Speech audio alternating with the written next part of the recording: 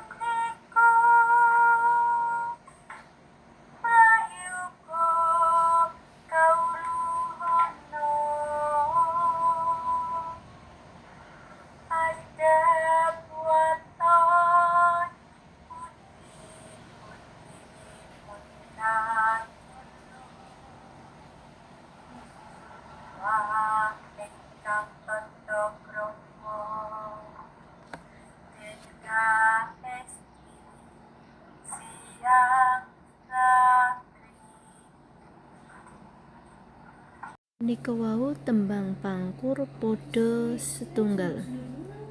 Banjur seniki kedah ngertos isine tembang pangkur padha siji mau. Manungsa kudu ngerteni bab ala lan becik, ngerteni adat lan waton utawa aturan, lan aja padha lali marang tata krama. Tanggepan isine tembang pangkur padha siji mau yaiku wong urip iku kudu ngerti endi sing bener, endi sing salah, uga kudu ngerteni aturan lan tata krama sesrawungan. Seniki banjur sinau tembang pangkur padha loro, yaiku saire deduga lawan prayoga. Miang watara reringga aywa lali, iku prabot satuhu, tan kena tiningala, tangi lungguh angadeg tuwin lumaku, angucap meneng anendra, duga-duga nora keri. Tegese yaiku aja padha nglalekake, akeh sitik padha curiga amarga iku kabeh ora kena dilalekake. Embuh iku nalika isih melek, lungguh, tangi turu, mlaku, meneng, ngomong, lan nalika turu. Kabeh iku aja nganti dilalekake.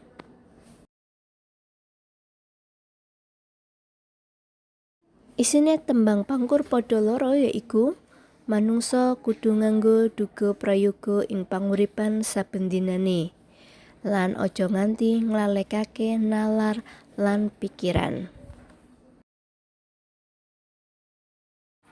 Tanggepan isining tembang pangkur padha loro mau yaiku manungsa kudu nganggo duga prayoga utawa nimbang-nimbang sing apik sadurunge tumindak ing samubarang karya.